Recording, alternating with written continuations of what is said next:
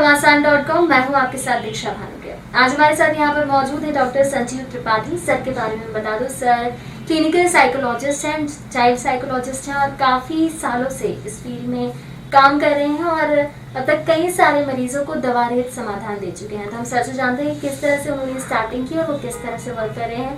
और कोविड के टाइम पर आप जानते ही हैं कि डॉक्टर्स पर कितना प्रेशर रहा है, तो उसके बारे में भी हम सर से बात करेंगे। सर बहुत स्वागत है आपका।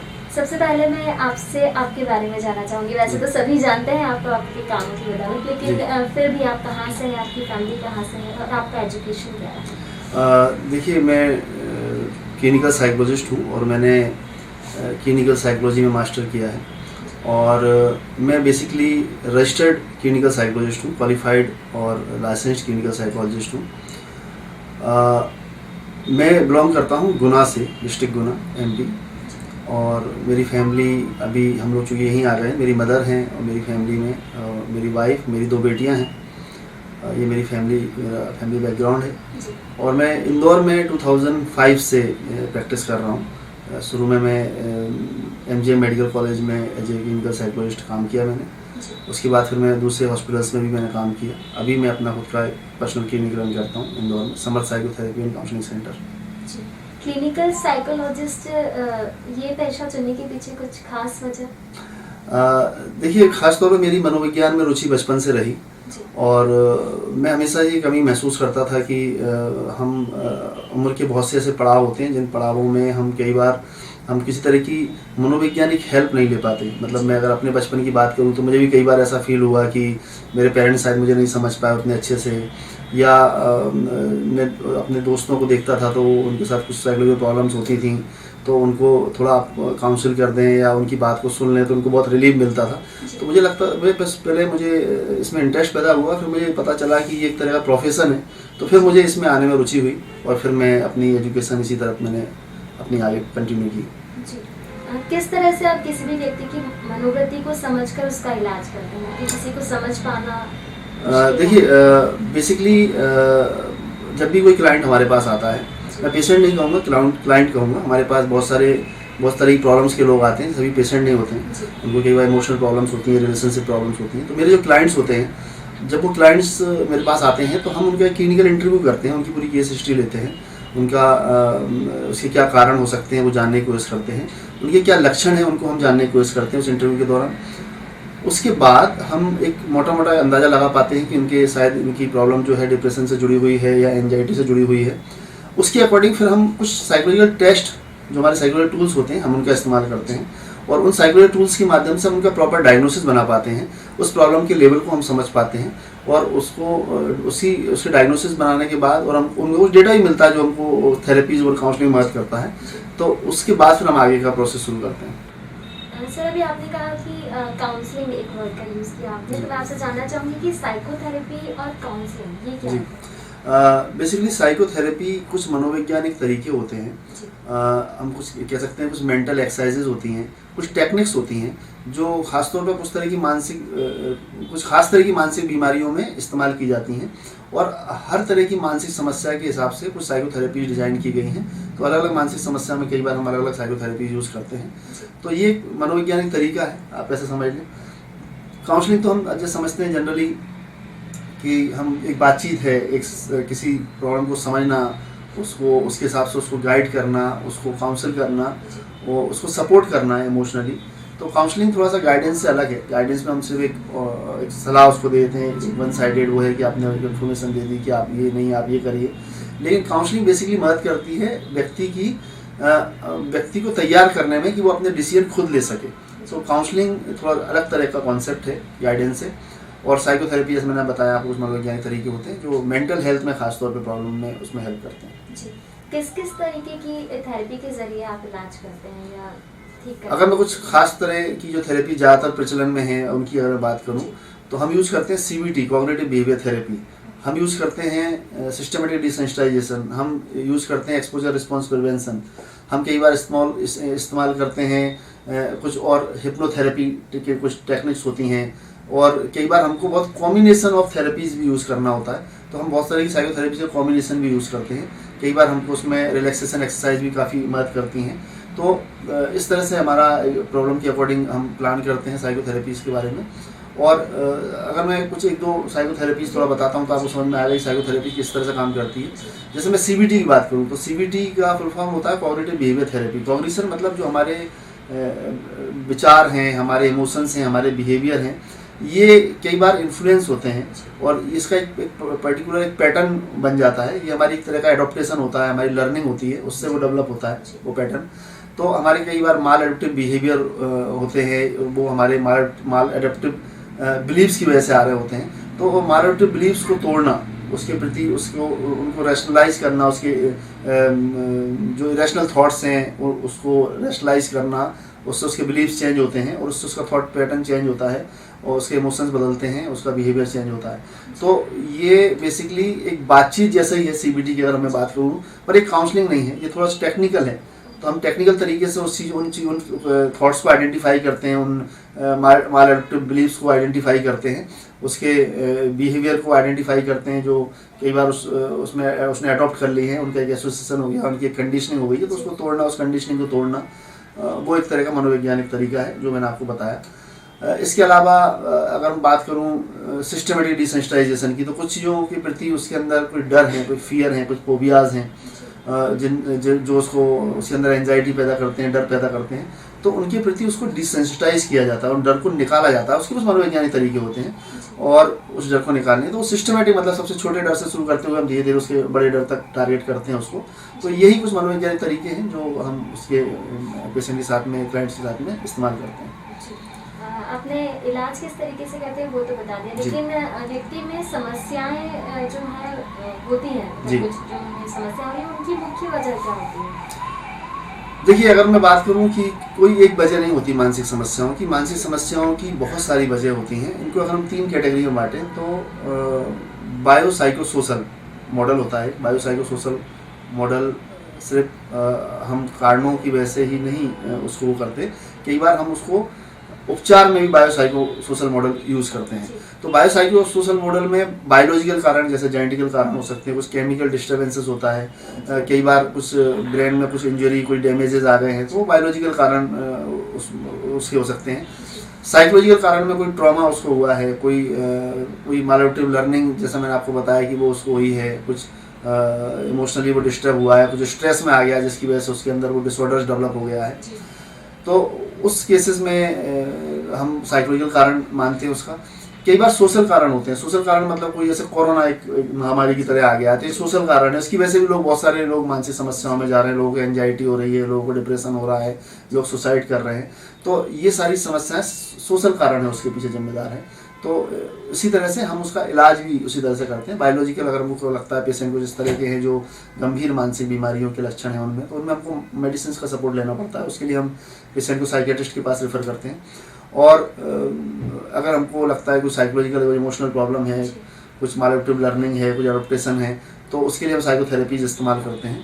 और तीसरा, अगर हमको लगता है कि उसको जहाँ जिस इन्वायरमेंट में रह रहा है कोई सोशल चेंज आया है, कुछ उसको लॉस हुआ है, कुछ नियर डियर कोई डेथ हुआ, उसकी वजह से उसको डिस्टर्बेंस आया है, और या उसका बिजनेस लॉस हो गया, उसकी वजह से उसको आया है, तो वो सोशल कारण है। तो उसमें भी हम कई बार इंटरवीन करते हैं। तो उसमें हमारे साइकेट्रिक सोशल वर्कर होते हैं जो उसमें फील्ड में भी जाकर उनकी हेल्प करते हैं, उसकी पारिवारिक काउंसलिंग करना, ग्रुप काउंसलिंग करना, उसको पर्सनल लेवल पर उसको सपोर्ट देने की कोशिश करना। तो ये हमारे बायोसाइकोसोशल मॉडल हमारा होता है जो कारणों में और उपचार में हमारी मदद करता है। लक्षणों का आपने कहा, तो हम किसी भी उम्र के व्यक्ति की अगर बात करें, एज ग्रुप के हिसाब से बात करें, तो ये जो मानसिक समस्या होती है उनके लक्षण किस प्रकार समझ आ सकते हैं कि इन्हें समस्या है? पहली चीज़ तो सभी उम्र में बच्चों से लेके वृद्धों तक मानसिक समस्याएं देखने को मिलती हैं। अलग अलग तरह की, कई बार बच्चों में अलग तरह की मानसिक समस्याएं या हम कह सकते हैं कि मानसिक बीमारियां होती हैं। बड़ों में अलग तरह की होती है, वृद्धों में अलग तरह की मानसिक समस्या होती है। कई बार बहुत कॉमन होती हैं, बच्चों से लेके वृद्ध तक सभी में एक तरह की मानसिक बीमारियां पाई गई हैं। तो अगर हम लक्षणों की बात करें और हम उसको ये देखें कि वो बीमारी के फॉर्म में है, जैसे मान लो कि हम एंजाइटी की बात करें, तो एंजाइटी बेसिकली व्यक्ति को चिंता, अत्यधिक चिंता होती है ना। हम डिप्रेशन की बात करें तो उदासी उसमें मेन सिम्टम होता है। तो इसमें देखा जाए तो सभी को कभी ना कभी उदासी होती है, कभी ना कभी सभी को चिंता होती है। तो वो डिसऑर्डर क्यों नहीं है?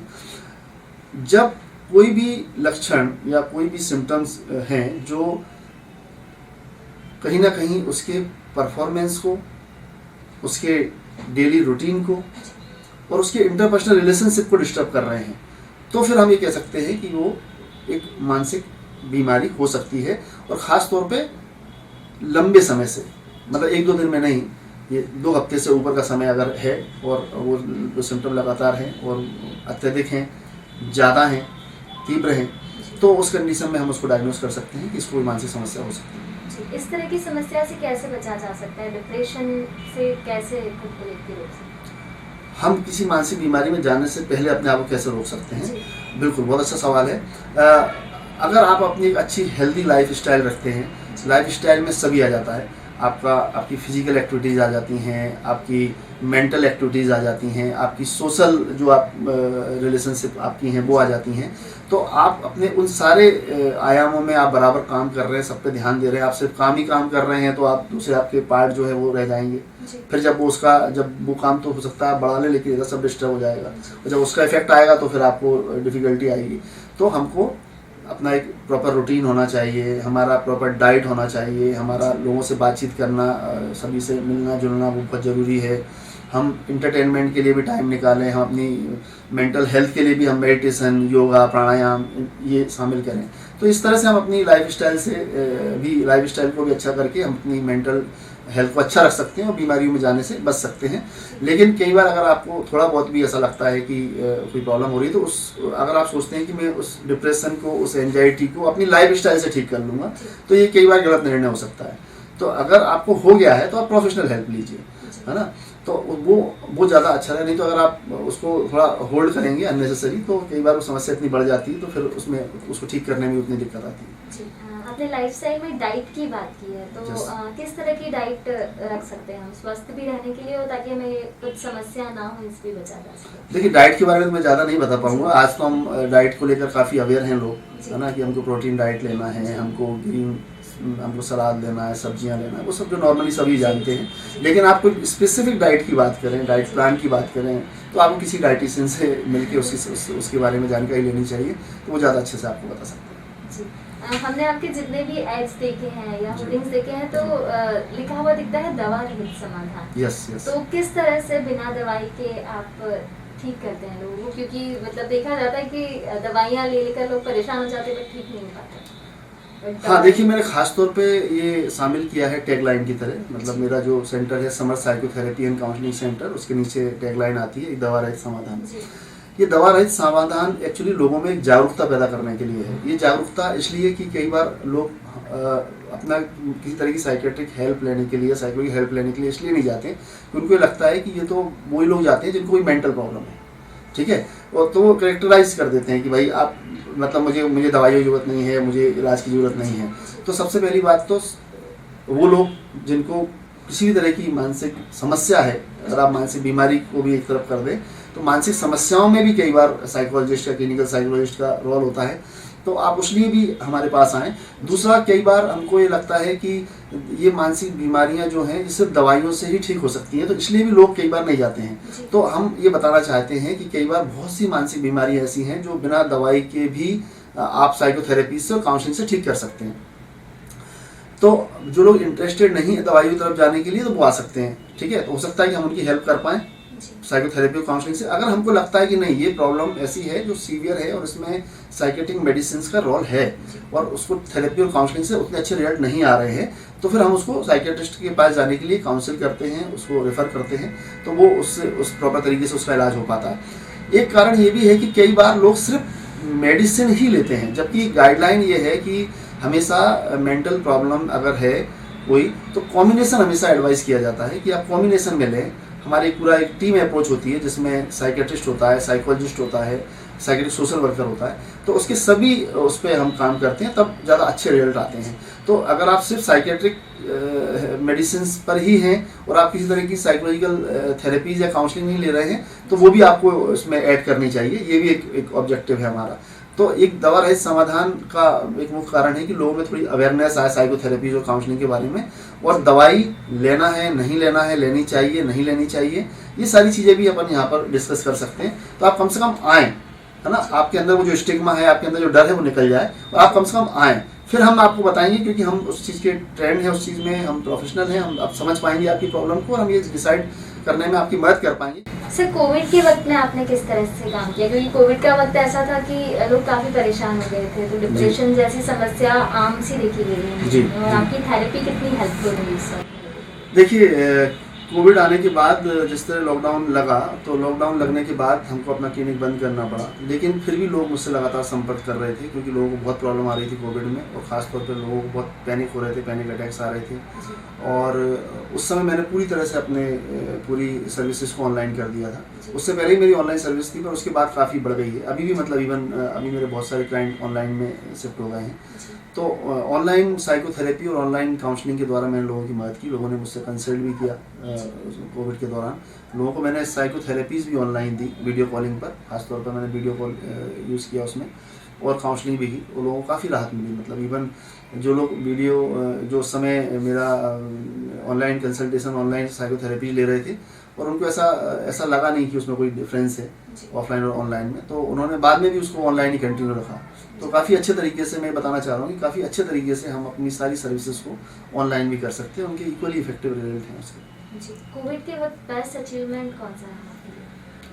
कोविड के वक्त मेरा, पहले मैं बता दूं कि मैंने काम क्या किया कोविड के वक्त, तो फिर उसके बाद मेरा अचीवमेंट बताऊंगा। मैंने कोविड के दौरान, क्योंकि मैं डॉक्टर्स के उसमें आता हूँ कैटेगरी में, तो मुझे कहीं भी आने जाने की छूट थी, तो उस समय मैं अपने जो भी सोशल वर्क में इन्वॉल्व जो लोग हैं उनके लगातार संपर्क में था। तो हमने ऐसे बहुत सारे लोगों की मदद की, जिसमें लोगों को खाना पहुँचाना, राशन पहुँचाना, इवन हमने रीगल चौराहे पर लगातार पक्षियों के लिए दाना की व्यवस्था करना, और जो आपके बाईपास पर जो लोग थे उनकी हेल्प करना, वहाँ पर हमने ORS घोल पाउडर्स वहाँ पर दिए, उनके पाउच वहाँ पर वितरित किए, लोगों को पानी मुहैया कराया, और लगातार हम 4-5 दिन तक, इतने दिन तक वो सब चला। उसके में हमने लोगों की मदद की, और वहाँ जाकर लोगों की काउंसलिंग करना, जिस लोगों को किसी तरह की एंजाइटी हो रही है, कोई घबरा रहा है, डर रहा है, तो वहाँ पर उस तरह से साइकोलॉजिकल सपोर्ट भी हमने लोगों को वहाँ पर जाकर दिया।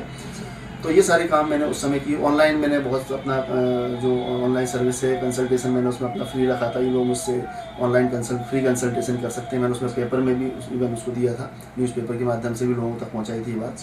और उसी दौरान मैंने एक अपना एप्लीकेशन लॉन्च किया था, ये भी एक अचीवमेंट की तरह आप ले सकते हैं, samarth-app.com, जो आप इंटरनेट पर सर्च कर सकते हैं, जो पूरी तरह से ऑनलाइन सर्विसेज पर बेस्ड है। और इसके बाद कोविड में जो मेरा काम रहा, उसके तहत मुझे न्यूज़ 18 की तरफ से स्वास्थ्य मंत्री के द्वारा मुझे सम्मानित किया गया। तो ये मेरे अचीवमेंट रहे इस दौरान। अगर कोई आपसे कंसल्ट करना चाहता है तो कैसे कर सकता है? ऑनलाइन, ऑफलाइन, हम दोनों तरह? ये दोनों तरह की सर्विसेज अवेलेबल हैं। आप इंटरनेट पे मेरा नाम सर्च कर सकते हैं, मेरा कॉन्टैक्ट नंबर मिल जाएगा। मेरा कॉन्टैक्ट नंबर है 9300910036, और मेरी वेबसाइट्स आपको मिल जाएंगी, सारी जानकारी मेरे बारे में मिल जाएगी ऑनलाइन। आप मुझसे ऑनलाइन संपर्क कर सकते हैं, और मैं भी आपको ये सलाह दूंगा कि अभी ज़्यादातर अगर आप प्रेफर करें कि ऑनलाइन ही कर लें मुझसे सर्विस, तो ज़्यादा अच्छा है सभी के लिए। तो और मैं आपको ये आश्वस्त करता हूँ कि इक्वली इफेक्टिव है, मतलब ऑनलाइन और ऑफलाइन। तो आपको क्लिनिक आने की बिल्कुल भी आवश्यकता नहीं है। और ऑफलाइन आप आना चाहें तो मेरा क्लिनिक इंदौर में है, आप वो भी इंटरनेट पर सर्च कर सकते हैं। तो और आप मुझसे फ़ोन पे सलाह ले सकते हैं, जानकारी ले सकते हैं, अपना अपॉइंटमेंट बुक कर सकते हैं, और ऑनलाइन सर्विस भी ले सकते हैं। जी, कोविड के बाद से हम एक बुरा वक्त देख रहे हैं, अभी कोविड के मामले बढ़ते हुए देखे जा रहे थे। इस वक्त में आप समाज को, युवाओं को क्या संदेश देना चाहेंगे? किस तरह से हम थॉट रखें ताकि डीमोटिवेट ना हो और अच्छे से आगे? जी बिल्कुल बिल्कुल। सबसे पहली बात तो जो गवर्नमेंट की गाइडलाइन आ रही हैं हमको उनका ध्यान रखना है। हमको सोशल डिस्टेंसिंग का, मास्क यूज़ करना है, और सैनिटाइज करना है अपने आप को। घर से कम से कम बहुत आवश्यक होने पर ही निकलना है, ये तो अपन सब जानते हैं। और भी बहुत जो महत्वपूर्ण बातें हैं कि अगर हम थोड़ा सा सावधान हो जाएं, थोड़े से सतर्क हो जाएं, तो हम बहुत सारी जो मौतें अभी हो रही हैं उनके रेशियो को कम कर सकते हैं। तो पहले तो मैं ये बताना चाहूँगा कि कोविड में हमको किन चीज़ों का सावधानी रखना है। फिर वो साइकोलॉजिकल पार्ट तो बाद में आ जाता है, और वो अभी इतना इमरजेंसी नहीं है ना। कुछ लोगों के लिए इमरजेंसी हो सकता है, तो कुछ लोग सुसाइडल हो रहे हैं उनके लिए।